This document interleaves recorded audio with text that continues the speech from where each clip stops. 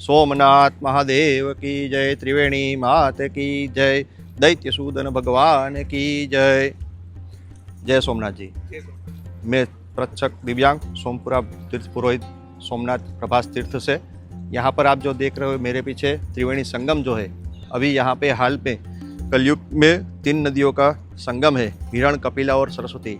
ये मुख्य सरस्वती के साथ दूसरी 4 धाराएं यहाँ पर आके मिलन करती थी, जिसका शास्त्रों में उल्लेख है, जैसे हिरण्य, व्रजनी, यंकु, कपिला और 5वीं मुख्य धारा है सरस्वती। जो सरस्वती है पूर्व से आके पश्चिम में जाके यहाँ संगम होकर फिर समुद्र को मिलती है। जैसे ब्रह्मा जी ने वड़वानल अग्नि को शांत करने के लिए यहाँ पर भेजा था, वड़वानल अग्नि को भेजने के लिए सरस्वती को अपने कमंडल में से उत्पन्न किया और सरस्वती को बोला कि इसको लेके जाओ पश्चिम में वरुण देवता जल के देव सागर तक यहाँ पर पहुँचाओ। तब सरस्वती उसको हाथ में लेकर आने लगी, तो वो एकदम ज्वलनशील ज्वालामुखी वड़वानल था, जिसको वो अपने हाथ से लेकर आने लगी थी। तब वहाँ पर सृष्टि का विनाश होने लगा, क्योंकि वो ज्वालामुखी स्वरूप थे। तो इसलिए ब्रह्मा जी ने उसको बोला गया कि तुम ज़्यादातर भूगर्भ माँ से लेके जाओ। तो इसलिए सरस्वती जाके सीधे अलकनंदा में मिल गई। अलकनंदा से निकलकर माणा गांव से वहाँ से फिर वापस कुरुक्षेत्र में आके उत्पन्न हुई, वापस वहाँ से भूगर्भ में वापस चली गई, फिर वापस पुष्कर में राजस्थान में उत्पन्न हुई, फिर वापस हमारा सिद्धपुर पाटन करके भारत गुजरात का दूसरा एक तीर्थ है, जहाँ पे कपिल तीर्थ बोलते हैं, मातृगया के लिए स्थान बोलते हैं, वो स्थान पर उत्पन्न हुई, वापस वहाँ से लुप्त हुई। यहाँ से 25 किलोमीटर 27 किलोमीटर दूर से उत्पन्न हुई, वापस यहाँ पर आके 7, 8, 10 किलोमीटर से पूर्ववाहिनी होके वापस अपनी जैसे मुख्य धारा है वहाँ पर, जैसे बद्रीनाथ में माणा से निकल कर आती थी पूर्व से निकल कर पश्चिम से, वैसे यहाँ पर भी पूर्व से आके पश्चिम में जाके ये नदियों का संगम हुआ। अभी हाल में कलयुग में ये 2 नदियाँ लुप्त हुई, व्रजनी और यंकु, और 2 नदियाँ भी इसमें सम्मिलित होती है, जिसका नाम है हिरण और कपिला, और तीसरी सरस्वती। ये 3 नदियों का संगम सरस्वती त्रिवेणी संगम है, जिसको यहाँ पर वड़वानल अग्नि को स्थापना किया, और इस स्थान पर ही भगवान कालाग्नि रुद्र शिवलिंग की सबसे पहले पूजा हुई। जो कालाग्नि रुद्र आदि अनादि काल से सबसे पहले शिवलिंग स्वरूप में पूजा यहाँ पे गया, जो यहाँ पे नया राम मंदिर के आसपास क्षेत्र में वो पूजित था, जिसकी पूजा चंद्र और रोहिणी ने भी की, और उसी की पूजा करके भगवान वो सोमनाथ जी कहलाए। वही सोमनाथ जी का बार बार युग परिवर्तन होने पर फिर अलग अलग भगवान के दूतों ने, जैसे रावण ने, फिर भगवान स्वयं खुद श्री कृष्ण भगवान ने द्वापर युग में पूजा किया। ऐसे फिर कलयुग में वापस 3 बार राजा महाराजा ने मंदिर का जीर्णोद्धार कराया।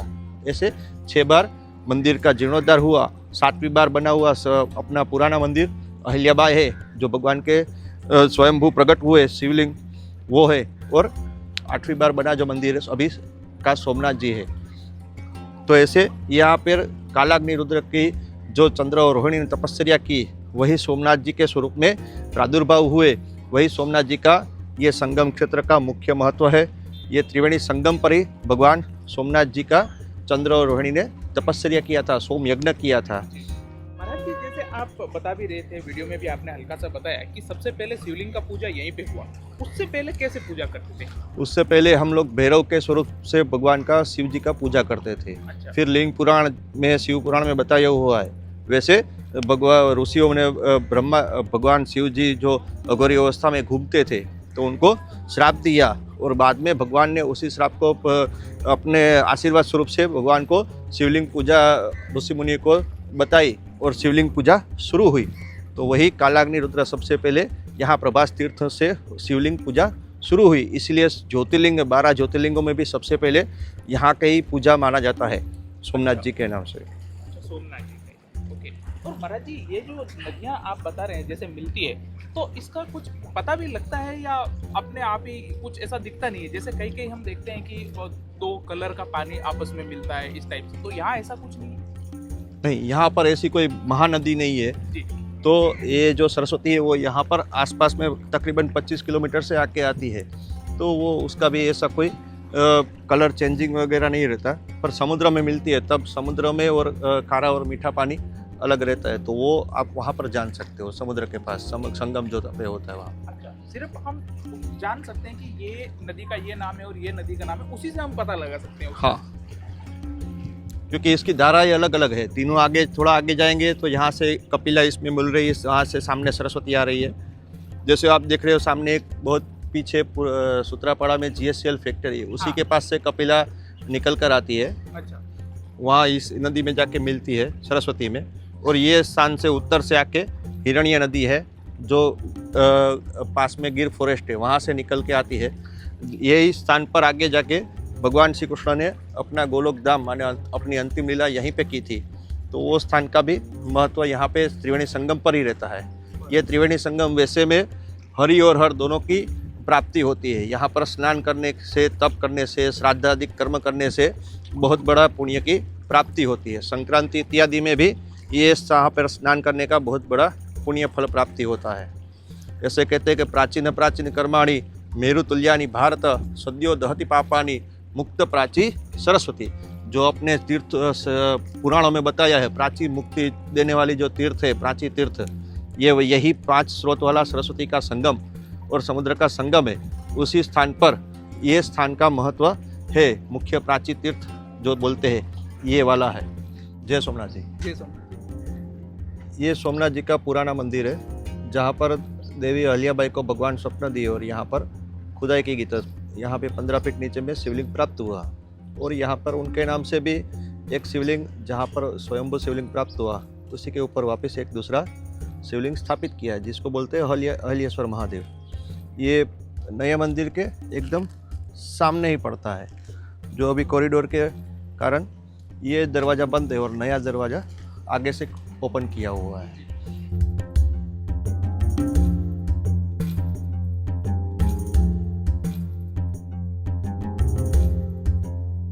ये सोमनाथ जी पुराना मंदिर, अहिल्याबाई मंदिर का ये नया गेट बना हुआ है। यहाँ से आप सीधे मंदिर में प्रवेश कर सकते हो पुराना मंदिर के लिए।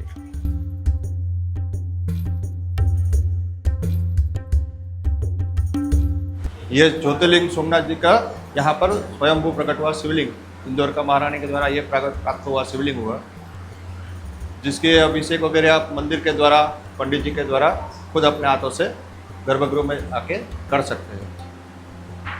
ये ऐसे पूरा परिसर है। यहाँ पर पार्वती माता, लक्ष्मी माता, गंगा जी और सरस्वती ऐसे यहाँ पर गर्भगृह के अंदर, और स्वयं भगवान सोमनाथ के स्वरूप में यहाँ शिवलिंग विराजित है। जय सोमनाथ जी। ये सोमनाथ जी का नया मंदिर का एंट्री गेट है। यहाँ से आप लेडीज़ और जेंट्स के अलग क्यू से अंदर जा सकते हैं, चेकिंग करवाना पड़ेगा। यहाँ पर आपके सामने सामान वगैरह इलेक्ट्रॉनिक्स सब कुछ यहाँ पे छोड़ना है। आगे सामान घर है, ये सब निःशुल्क व्यवस्था है।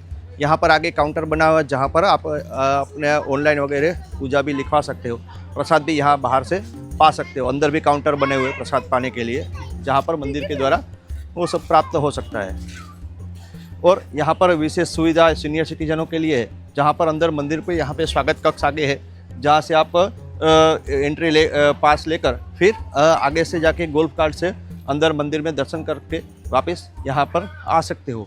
वैसे गोल्फ कार्ट की व्यवस्था भी मंदिर के द्वारा यहाँ पर अभी उपस्थित है। सोमनाथ जी, यहाँ से आप मंदिर का एंट्री ले सकते हैं। यहाँ सामने आपको लॉकर वगैरह रहेगा, निःशुल्क सोमनाथ ट्रस्ट के द्वारा सुविधाएं दी गई है, जहाँ पर आप अपना सामान, मोबाइल, इलेक्ट्रॉनिक्स का चीज़ छोड़ना है। फिर यहाँ पर अंदर मंदिर में जाने के लिए एक प्रावधान है कि हम हाफ पैंट वगैरह में नहीं जा सकते, तो वैसे अपने कपड़े वगैरह उस हिसाब से पहन कर आप मंदिर में एंट्री ले सकते हो, चेकिंग करवा कर। यहाँ पर ये पूरा जो नया मंदिर है वो सोमनाथ जी का 1783 में ओल्ड टेम्पल प्राप्त होने के बाद 1950 में आज़ादी के बाद जूनागढ़ को सरदार पटेल ने यहाँ पर भारतवर्ष में करवाया। और यहाँ पर ये उस समय पर कार्तिक पूर्णिमा, कार्तिक प्रतिपदा के दिन, कार्तिक शुद्ध प्रतिपदा के दिन, शुक्ल पक्ष की प्रतिपदा के दिन हमारे गुजरातियों का नया वर्ष उस साल मनाते हैं। उस दिन दीपावली के दूसरे दिन यहाँ पर सरदार पटेल आए और उन्होंने संकल्प लिया नया मंदिर बनाने का, निर्माण करने का। और 1952 में पहले राष्ट्रपति राजेंद्र प्रसाद के हाथों से यहाँ पर गर्भगृह में शिवलिंग स्थापित हुआ, जो अभी के यहाँ पर सोमनाथ जी ज्योतिर्लिंग के स्वरूप से पूजित है। जो पूजा के लिए आप लोग यहाँ पर मंदिर के द्वारा कई सारी पूजाएं की व्यवस्थाएं करवाई गई है, जो आप अंदर मंदिर में लिखवा सकते हैं। जैसे गंगा जल अभिषेक है, बिल्व पूजा है, बहुत सारे रुद्राभिषेक वगैरह जो पंडित जी के द्वारा यहाँ पर किए जाते हैं। ये पूजा अनुष्ठान सब आप मंदिर के द्वारा यहाँ पर करवा सकते हैं। आदि अनादि काल में जब ये स्थान जो था ये ऋषि मुनियों की तपस्थली स्थल था, जिसको यानी अर्क स्थल माने सूर्य का घर बोल सकते हैं। वो अर्क स्थल के नाम से यहाँ पर ये प्राचीन स्थान पहले यहाँ पर ये पूजित था। और यहाँ पर उस समय पर सबसे पहले शिवलिंग का जो पूजा शुरू हुआ शिवलिंग स्वरूप से, तो वो कालाग्नि रुद्र का यहाँ पर पूजन शुरू हुआ था, जिसको बाद में चंद्र और रोहिणी ने आके तपस्या शुरू किया, जिसको उस समय पर कालाग्नि रुद्र जब यहाँ पर स्थापित हुए, जब वडवाना में स्थापित यहाँ पर त्रिवेणी संगम के समुद्र के किनारे पर हुआ, तब जाके इस तीर्थ को बोला गया अर्क स्थल को अग्नि तीर्थ। बाद में जब चंद्र और रोहिणी ने वो कालाग्नि रुद्र शिवलिंग का पूजा किया, तो वो सोम के नाथ माने सोमनाथ हुए। ऐसे अलग अलग नाम से ये भूमि जो है वो प्रख्यात हुई और सोम को प्रभा मिली, तेज मिला, इसलिए इस क्षेत्र को अभी प्रभास क्षेत्र और भगवान शिव जी का जो मंदिर है, जिसको सोमनाथ के स्वरूप से पूजित है, ये यहाँ पे अलग अलग कालक्रम के द्वारा पूजन यहाँ पर अलग अलग नामों से होता रहा है। मंदिर में आक्रमण जो लास्ट एक सबसे पहले हुआ था वो 1024 में हुआ था, जिसमें हजारों लाखों की संख्या में विधर्मियों ने आके आक्रमण किया और उसमें यहाँ के तकरीबन हजारों से भी ज़्यादा ब्राह्मणों, क्षत्रिय, वैश्य, शूद्र ऐसे सनातन धर्म के चारों वर्ण के लोगों का हनन हुआ था। उस समय पर यहाँ पर ऐसे बोलते कि 2.5 मन जनेऊ हमारे पंडितों का लहू वाला हुआ था। तो ऐसे बहुत सारी संख्याओं में ब्राह्मणों का भी हनन हुआ है।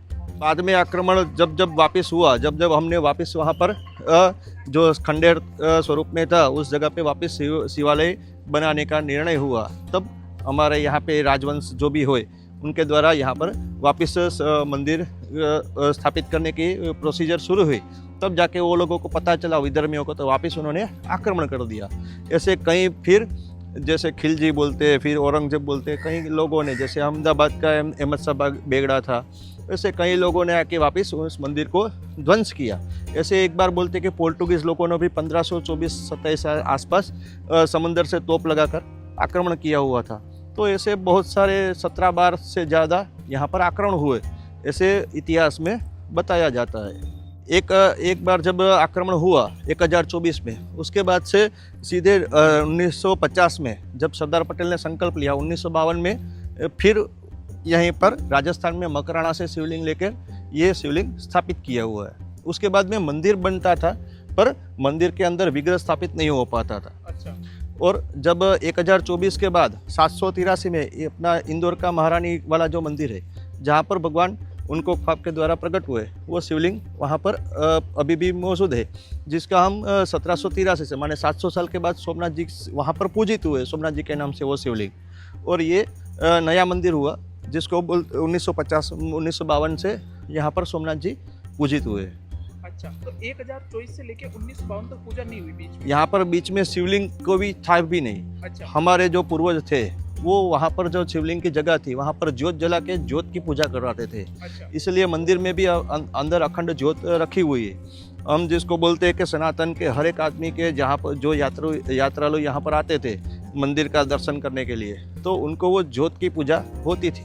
और वही अखंड ज्योत जो ज्योतिर्लिंग स्वरूप में है वो आज फिर से विद्यमान हो गई और इतनी भव्य और सरदार पटेल के संकल्प से इतनी भव्यता से ये अपने प्रकाशमान हुआ है कि जैसे आप दुनिया में पूरे सब दुनियाओं में सबसे ज़्यादा विख्यात नाम हो गया है। एक अर्क स्थल में सबसे पहले कालाग्नि रुद्र से शिवलिंग भगवान यहाँ पर स्थापित हुए। वैसी की पूजा करने के लिए चंद्र रोहिणी आए। युग परिवर्तन होता है तो सनातन धर्म के अनुसार यहाँ पे वापस प्रलय होता है। तो ऐसे प्रलय होने के बाद वापस जब सृष्टि रचना हुई तब जाके त्रेता युग हुआ। त्रेता में यहाँ पे आके रावण ने शिवलिंग स्थापित किया था। वो रत्न जड़ित पूरा मंदिर था, वो भी शिवलिंग कालक्रम से अदृश्य हुआ। प्रलय होने के बाद वापस द्वापर युग हुआ। द्वापर में भगवान श्री कृष्ण ने उज्जैन में अपने गुरु सांदीपनी के पास गुरु दीक्षा लिया। उस टाइम पे उसके पुत्र को सांदीप को शंखासुर अपहरण करके लेके गया था। तो तो शंखासुर से छुड़ाने के लिए भगवान श्री कृष्ण यहाँ पर आए। बलदेव जी और दोनों ने शंख के असुर बुद्धि का नाश किया, शंख और संदीप को उसके पास से छुड़वाया। उस समय पर यहाँ पर उन्होंने भगवान श्री कृष्ण ने चंद्रमौलेश्वर शिवलिंग स्थापित किया और चंदन के काष्ठ का मंदिर बनवाया था। वो भी युग खत्म हुआ। खत्म होने के बाद वापस कलयुग हुआ। कलयुग में 3 बार राजा महाराजों ने यहाँ पर मंदिर का जीर्णोद्धार कराया। यहाँ पर पीछे में मंदिर के पीछे भारत का सबसे पुराना पोर्ट मानते हैं, जैसे बंदरगाह। तो वैसे यहाँ पर उस समय पर यहाँ से मसाला वगैरह जो हमारे भारत के बाहर जाते थे और वहाँ से उस समय पर सोना हीरा जवाहर वगैरह लेके आते थे, तो वो सब मंदिर को कुछ उसका डोनेशन देते थे और मंदिर पर वो चढ़ावा चढ़ता रहता था। तो ऐसे शिवलिंग मंदिर का जो शिवालय था वो पूरा सुवर्णमय था। ऐसे यहाँ पर अलग अलग शिवलिंग यहाँ पर स्थापित हुए। वैसे ये शिवलिंग जो है 1950 में, उसके बाद में जब 1024 में आक्रमण हुआ, उसके बाद में ये शिवलिंग यहाँ पर स्थापित हुआ सरदार पटेल के द्वारा। के प्रभास तीर्थ में पुराना प्राचीन मंदिर है, ASI के द्वारा संरक्षित है। ये महादेव के ऊपर जो छोटे गड्ढे हैं वो गजनवी के सैनिकों के द्वारा आक्रमण किया हुआ है। यहाँ पर अंदर वेणुबाई करके राजकुंवरी जी थी, वो शिवलिंग में समाहित हो गई है, इसलिए ये वेणुबाई के नाम से वेणेश्वर महादेव प्रसिद्ध हुआ है। यहाँ पीछे उसकी चोटी का स्थान है, जो शिवलिंग पूरा फट गया था। अच्छा, तो जो राजकुमारी समाये होंगे उनकी चोटी का भाग बाहर रह गया था, इसलिए राजकुमारी को पाने के लिए गजनवी और उनके दूसरे सम्मिलित राजाओं ने प्रहार किया। तो ये सब प्रहार यहाँ पर अभी भी मौजूद है। अच्छा, ये वाले, हाँ, कुल्हाड़ी के घा लगे तो ये सब यहाँ से फिर भंवरे निकले और भंवरों ने सभी जो गजनवी की सेना थी उसको काटने लगे। वो मूर्छित अवस्था में होने लगे, सब मरने पर आने लगे। तब जाके गजनवी का सेनापति और यहाँ उनके दूसरे जो उनके मिले हुए राजा थे वो सब ने यहाँ पर आके भगवान से माफ़ी मांगी। तब जाके भगवान ने जो भंवरे थे वो वापस यहाँ पर आके समा गए।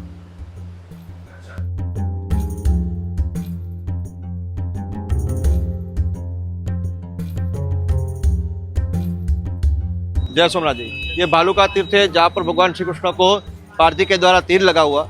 ये वेरावल के रास्ते से आपको 3 किलोमीटर दूर आएगा और सोमनाथ से आओगे तो आपको 4-4.5 किलोमीटर आगे आना पड़ेगा। ये भालुका तीर्थ का महत्व है। यहाँ पर पीछे में वो ऊपर पीपल का पेड़ दिख रहा है, वो अभी भी मंदिर के अंदर से वो जड़ निकल कर बाहर आई हुई है।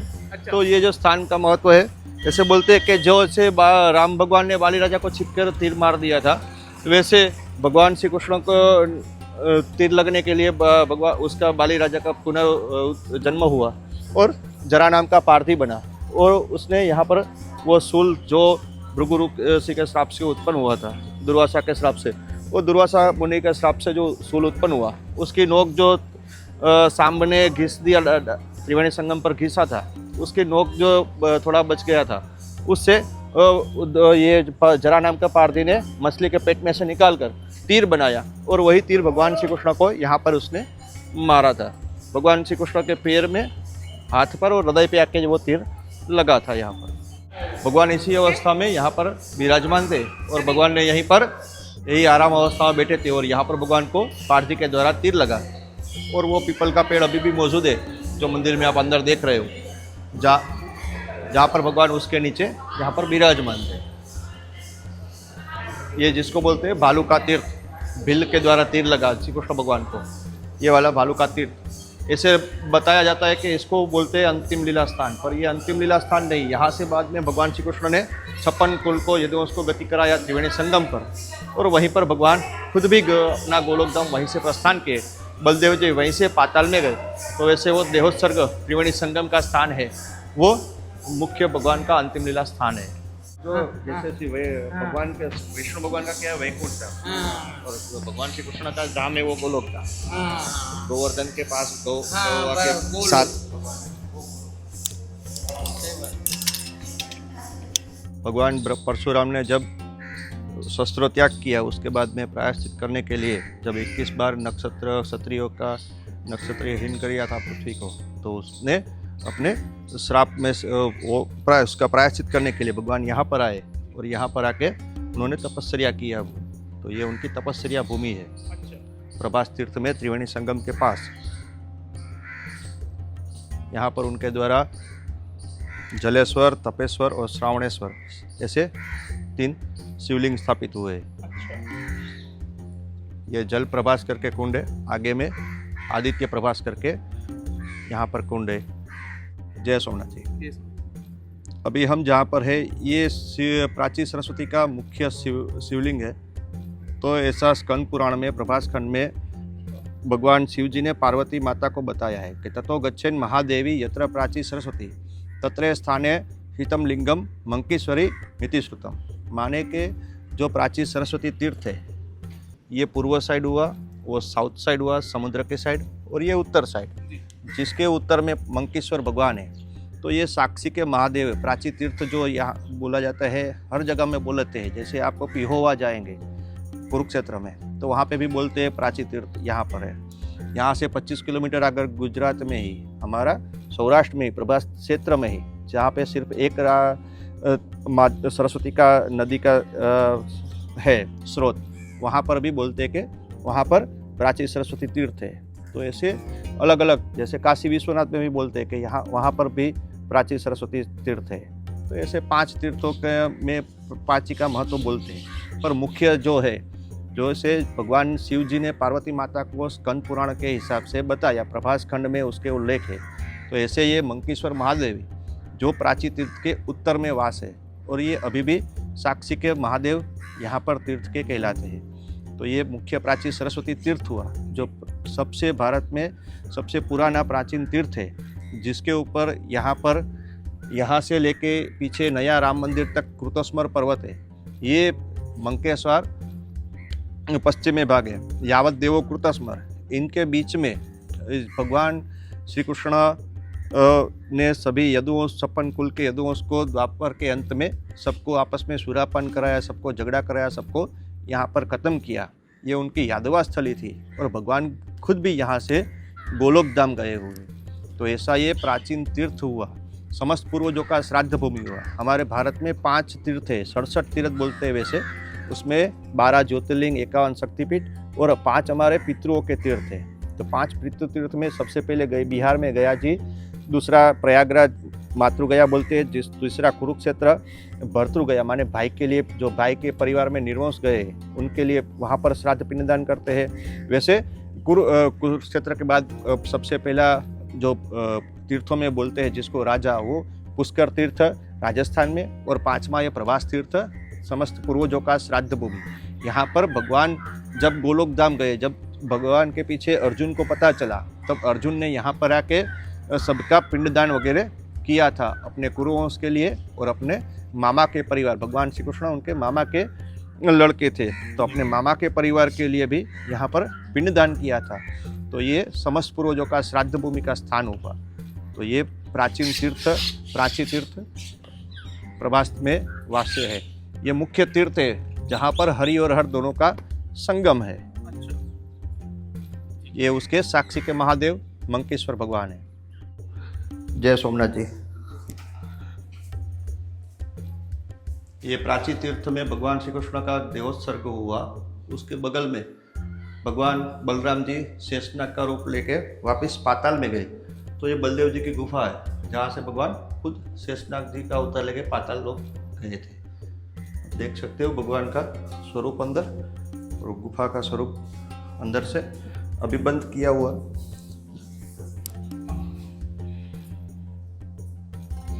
तो ये बलदेव जी की गुफा है, गीता मंदिर के पास देवोत्सर्ग करके। जय सोमनाथ, जय श्री कृष्ण। वैष्णवों के लिए और परम श्री कृष्ण भक्तों के लिए भगवान के ये अंतिम स्थान है, त्रिवेणी संगम के पास हिरण्य नदी के किनारे पे। ये भगवान का गोलोक धाम, भगवान से यहाँ से अपने देह का उत्सर्ग किया, वो वाला स्थान है। ये गीता मंदिर के पास में लक्ष्मी नारायण मंदिर, गीता मंदिर, ये परिसर में जहाँ पर बलदेव जी का गुफा है, इसी के पास में यहाँ पर भगवान श्री कृष्ण यहीं से गोलोक धाम गए। वहाँ पर उनकी चरण पादुका रखी हुई है, जिसकी पूजा आप यहाँ पर आके कर सकते हैं। ये चरण पादुका तो अभी रिसेंटली बिरला वालों ने उनके द्वारा रखी हुई है, पर इसके पहले यहाँ पर पीपल का स्थान था, जिसको यहाँ पर ये काशी विश्वनाथ महादेव और ये स्थान का महत्व से जाना जाता है कि यहाँ से भगवान का देहोत्सर्ग हुआ था। अभी ये नया वापस बन हुआ है, ग्रो हुआ है पीपल का पेड़। इसके पहले पुराना यहाँ पर पीपल का पेड़ था, वो गिर गया। तो मतलब हिस्ट्री यही है कि यहाँ पे चरण पादुका थे पहले। चरण पादुका नहीं, यही किस काशी विश्वनाथ के पीपल के सामने, ये काशी विश्वनाथ मंदिर है, इसके पीपल के सामने यहाँ पर भगवान गोलोक धाम गए। और इसीलिए वैष्णव के परम साध्य जो भक्त गणों में भक्त शिरोमणि वल्लभाचार्य की जो गुफा 84 बैठक जी रहते, वो खुद वल्लभाचार्य ने भी यहाँ पर इसके पीछे ही अपना तपोभूमि बनाया। अभी ये दीवार के पीछे भगवान वल्लभाचार्य के मंदिर है, उनकी 84 बैठक में से एक बैठक यहाँ पर अभी भी स्थित है। अच्छा, ये वल्लभाधीश के वैष्णवों के अधीन यहाँ पर 84 बैठक है भारतवर्ष में, उसमें से एक बैठक यहाँ पर देहोत्सर्ग में भगवान जहाँ से स्वधाम गमन किए, वो स्थान पर वल्लभाधीश खुद आके तपस्या किया। तो ये उनका मंदिर यहाँ पर उनके द्वारा स्थापित हुए शालिग्राम है, जिनकी पूजा अभी भी हो रही है। ये वो वल्लभाधीश की 84 बैठकों में से एक बैठक है, वैष्णवों के लिए परम पवित्र स्थान माना जाता है जिसको। जय सोमनाथ जी, जय श्री कृष्ण। यह प्रभास तीर्थ में यहाँ पर भगवान श्री कृष्ण का बिरला वालों ने बनाया हुआ मंदिर है, जिसको बोलते हैं गीता मंदिर। यहाँ पर ऐसे पूरे भागवत गीता के पूरे 18 अध्यायों का वर्णन किया हुआ है, खंभों पर, पूरे स्तंभों पर। और ये नया बनाया हुआ है? ये नया बना हुआ, रिसेंटली बना हुआ। अच्छा, और पहले क्या था यहाँ पे? ऐसे ही पूरा जगह था। ये भगवान का निर्वाण भूमि जो है, भगवान श्री कृष्ण यहाँ से गोलोक धाम गए, अपनी अंतिम लीला यहाँ पर किया, वो स्थान का महत्व है। इसीलिए बिरला वालों ने यहाँ पर ये मंदिर सोमनाथ ट्रस्ट के सहयोग से बनवाया है।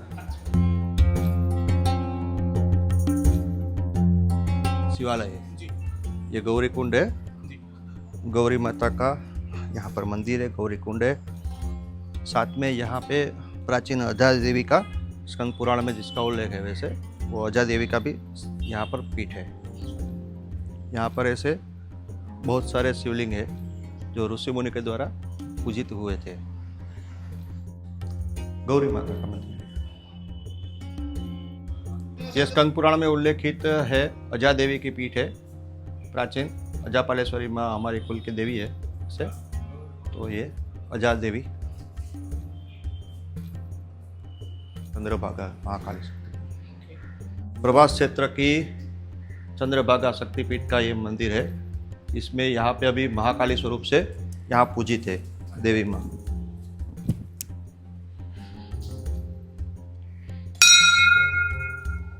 यहाँ पर ऐसे जब आक्रमण हुआ तो शक्तिपीठ कौन सा है पक्का मालूम नहीं है, उसमें से अभी 3 जगहों में शक्तिपीठ का स्थान माना जाता है यहाँ पर प्रभास में। इसमें से एक ये महाकाली का मंदिर है, जिसको भी हम शक्तिपीठ का स्थान अभी भी मानते हैं। चंद्रभागा शक्तिपीठ यहाँ के पीठ का नाम है। तो 51 शक्तिपीठ थी, उसमें से एक ये देवी जी है। ये सोमनाथ जी से 4 किलोमीटर के दूर भिड़िया जहाँ पे पोर्ट है वेरावल बंदर के, वो हिसाब से यहाँ पर भीड़भंजन महादेव है। और ये मंदिर के अंदर भगवान क्षेत्रपाल यहाँ के स्थान के भैरव देवता भी यहाँ पे काल भैरव स्वरूप से पूजित है, जिसको बोलते हैं शशिभूषण भैरव। और यहीं पर ऐसे प्राकृतिक स्वरूप से शिवलिंग यहाँ पर उपस्थित है, तो लोग यहाँ पर पूजन करने के लिए आते हैं। ऐसा ये पिकनिक स्पॉट जैसे भी आप समुद्र किनारे के ऊपर स्थित है। मंदिर सोमनाथ जी से पास में है। यहाँ से फिर आगे आपको कुछ नहीं आएगा। जैसे मंदिर में आपको एक वीडियो आपने यूट्यूब पे देखा होगा, तो ऐसे यहाँ से समुद्र ही आएगा। सिर्फ सीधा आप जाओगे तो यहाँ पर एरा, मंदिर के अंदर एरो बना हुआ है कि यहाँ से जब साउथ में जाते हैं तो सीधा आपको साउथ पोल आ जाएगा। बीच में नो लैंड है, माने बीच में कोई जगह नहीं है। अच्छा, ऐसा ये समुद्र किनारे के जैसे साउथ माने हमारा सनातन धर्म के हिसाब से यम मार्ग रहता है जहाँ पर, तो ऐसा ये सीधा यहाँ पर यम मार्ग है, यमपुरी का द्वार यहाँ से होता है।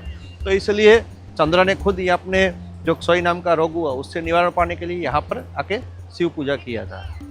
जय सोमनाथ जी।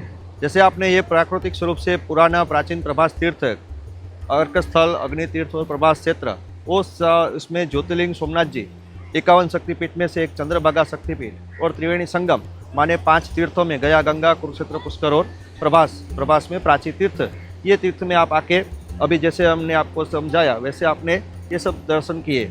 यहाँ पर आने के बाद यहाँ पर बहुत सारे कर्म, मैंने जैसे बताया ये कर्म की भूमि है, तो अपने परिवार के लिए, अपने जो पूर्वज है उनके लिए यहाँ पर अपने परिवार के लिए आप अब शिव जी का अभिषेक इत्यादि, ग्रह शांति इत्यादि जो भी कुछ करवाना हो करवा सकते हैं। फिर त्रिवेणी संगम के आसपास में वहाँ पर जाके आप पिंडदान इत्यादि अपने पूर्वजों के निमित्त करवा सकते हैं। तो ये सब करवाने के लिए हम यहाँ पर तीर्थ पुरोहित समाज हमारा है, सोमपुरा तीर्थ पुरोहित, ये सब हम यहाँ पर मौजूद रहते हैं। आपको कुछ भी कर्म करना हो मंदिर के अंदर तो सोमनाथ मंदिर के द्वारा भी आप करवा सकते हैं। तो ये बाकी का डिस्क्रिप्शन मेरे नाम दिव्यांग है, वो डिटेल सब आपको स्क्रीन पर मिल जाएगा। जय सोमनाथ जी। ये जो जगह है ये भीड़भंजन महादेव करके है, जिसका शास्त्रों में उल्लेख है जैसे शशिभूषण महादेव। तो ये शशिभूषण महादेव और यहाँ पर पीछे में मंदिर के साइड पर साउथ साइड में महाकाल जी का भी जैसे सकल भूषण महाकाल भैरव स्वरूप से वो भी यहाँ पर स्थित है। ये प्रभास तीर्थ के भैरव का स्थान है।